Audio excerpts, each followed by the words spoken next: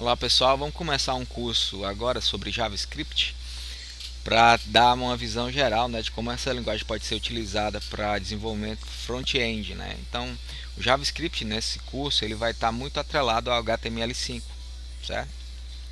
Mas hoje em dia, né, o JavaScript ela pode ser usado tanto para front-end quanto para back-end, né? Então, vem se popularizando bastante já há algum tempo, né? E hoje em dia diversas empresas de grande porte estão utilizando essa linguagem para poder desenvolver seus sistemas, né? Também é importante falar que o JavaScript, né, é uma linguagem já bem consolidada e é, ao longo dos tempos foram surgindo outras linguagens, como é o caso do TypeScript, né, que tenta suprir algumas das deficiências do próprio JavaScript, tá? Então, esse curso vai ser bem prático, a gente não vai muito ir atrás da teoria, né? Se você quiser ir atrás, você pode procurar no Google alguma parte mais histórica, né, do JavaScript, que foi criado lá em 1995, então tem um bom tempo, né, que ele foi desenvolvido. E aí, então, eu acho que esse ano, né, 25, ele vai completar 30 anos, né, de JavaScript. Então,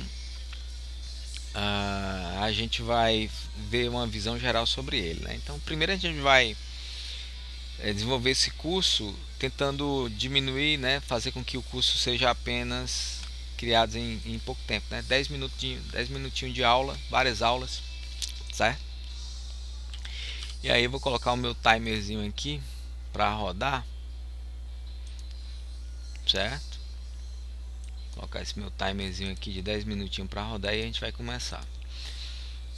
Então, vou mudar minha tela aqui, beleza. Então, antes de começar, né, a gente tem que primeiro entender como é que a gente faz para aprender JavaScript utilizando o nosso sistema operacional, né? No caso aqui eu estou usando o Linux, mas tanto faz. Você pode utilizar o Windows também, não vai fazer muita diferença. Então, para isso, você vai precisar, né, o navegador. Eu vou usar aqui o Chrome aqui como exemplo, né, de como é que a gente pode desenvolver com ele, certo?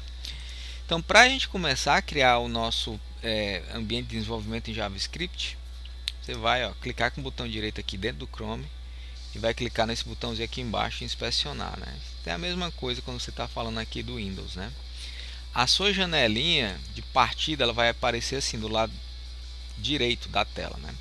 Então, o que eu aconselho, né, é que você clique aqui nesses três pontinhos e use essa primeira opção aqui para desafixar essa janela, né? Então, deixar a janelinha separada. Ó. Você pode até clicar aqui para maximizar a janelinha. Então, é nessa janelinha aqui que a gente vai aprender JavaScript. E para fazer isso, tem várias opções aqui em cima relacionadas à página web que foi carregada. Só que para a gente vai precisar somente precisar mexer aqui só nessa parte aqui de console, certo? Provavelmente vai aparecer algumas mensagenzinhas de erro, mais ou menos assim, ó, na sua tela. Se não aparecer, não tem problema. O que eu aconselho é que antes da gente começar, a gente desative informações e avisos. Deixe só erro, para não ficar muito carregada a tela, tá? Então, com isso feito, a gente pode começar a estudar um pouco sobre a linguagem, né? Então, o JavaScript, você tanto pode desenvolver os scripts, né, dentro do navegador web, aqui nessa parte aqui de console, ou então você pode criar arquivos, né, .js, que é a extensão padrão do JavaScript, para poder desenvolver dentro dele, né? Então, primeiro a gente vai começar pela parte programando direto no navegador, certo? Depois a gente parte para fazer a integração entre o JavaScript e o HTML. Mas antes da gente começar, a gente precisa entender um pouquinho do básico dos comandos que ele tem, né? Então, toda linguagem de programação ela é baseada num conjunto de palavras pré-definidas, operações pré-definidas, comandos pré-definidos, né? O JavaScript não é diferente disso, né? A gente já viu outras linguagens, a gente já viu Python, certo? Então, com Python, a gente sempre tem aquele mesmo conjunto de comandos, de instruções e padrões que precisam ser seguidos.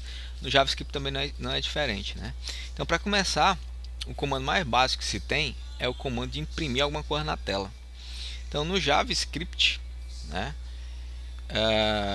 Deixa eu só colocar aqui o terminal para ficar um texto grande na tela, para vocês verem. Vê se eu acho aqui o comando que faz isso. Se eu não achar, eu aumento o tamanho aqui da fonte. E aí fica mais fácil vocês enxergarem, né? Eu não vou perder tempo com isso não. Estou encontrando o comando. Beleza, não tem problema. Vou aumentar aqui o tamanho da fonte. Certo? Então, para escrever alguma coisa na tela, ó, assim que você colocar aqui para funcionar no console, você vai ver essa barrazinha do cursor piscando, né? Então, esse chama esse daqui de console, né? Ou é REPL. Ele fica esperando um comando ser digitado, ó, aqui, e toda vez que você quer que esse comando seja executado, você vai apertar o Enter, né? Se eu escrever qualquer coisa, logicamente ele vai enviar uma mensagem de erro, né? Erro é uncaught reference erro, né? Esse texto que eu escrevi maluco, ele não foi definido. Então, isso aqui é um lixo que a gente escreve só para você testar que esse console aqui ele vai ficar executando cada um dos comandos que você digitar nessa partezinha aqui que está piscando por vez, né? Cada vez que você coloca, ela vai ser executada depois que você apertar o Enter, né? Então, o comando mais simples que a gente vai aprender em JavaScript agora é como escrever alguma coisa na tela, ó. Então, para isso, você vai escrever console.log, abre parênteses, e vai escrever o nosso famigerado alô mundo, né? Fechou parênteses, apertou o Enter, beleza? E aí ele retorna como um comando de não definido, né? Undefined, né? Então toda vez que a gente executa um comando em JavaScript, né? Ele retorna alguma coisa, né? Então é diferente dos outros navegadores, né? Certo? Então aqui no console, como vocês puderam ver, a gente não teve aquela saída, né? A gente estava esperando que isso aqui exibisse na tela, né? Então ele está considerando que isso daqui é uma execução de um comando que não foi finalizada, né? Solilog, alô, certo? Então, para a gente fazer esse resultado que a gente espera, né? Então, o JavaScript ele tem outras formas de ser executado, tá? E uma dessas formas é utilizando um scriptzinho chamado, uma aplicaçãozinha chamada Node.js. Então lá no Google você pode escrever aqui, ó, Node.js, certo? O Node.js é um software, né, que ele vai servir para executar, né? Ele é um interpretador do JavaScript que ele vai ser utilizado para executar código em JavaScript. Então é um executável, uma ferramentazinha que serve para executar scripts feitos em JavaScript, né? Geralmente a gente usa o Node.js para desenvolvimento back-end, tá? Então, se você está usando o Windows, né, você pode clicar aqui, né, baixar ele, né? No meu caso aqui, como eu estou usando o Linux, ele vai mostrar aqui como sendo para Linux, né? Eu posso mudar aqui a opção para Windows, né? E aí ele tem uns scriptzinhos que você pode colocar lá no Windows para poder baixar lá no PowerShell, abrir o PowerShell e colocar para funcionar, né? Ou então você pode vir aqui embaixo e aí baixar o próprio instalador do Windows, né? Ó, instalar dentro da sua máquina, certo? Na minha máquina aqui, ó, eu já tenho o Node.js instalado. Como é que eu sei disso? Ó? Basta que eu digite Node e aperte o Enter, né? Ele entra dentro dessa telazinha de console onde você pode colocar comandos, né? Beleza? E aí a gente pode até colocar aqui o console log, mais ou menos assim, ó. E aí ele retorna o resultado que a gente estava esperando, né? Diferente lá do navegadorzinho do Chrome, né? Ele tem no Chrome que ele está entendendo como isso aqui fosse apenas uma função que está retornando alguma coisa, certo? No JavaScript ele tem várias coisas que você pode fazer, né? Certo? Então nessa primeira aulinha a gente só vai fazer uma relembrança básica, né? Então a gente vai geralmente desenvolver aqui, né? Dentro do navegador. Se você quiser apagar, né, o console aqui, essas mensagens de erro, você pode clicar aqui, ó, nesse botãozinho, e aí a gente pode começar de novo, certo?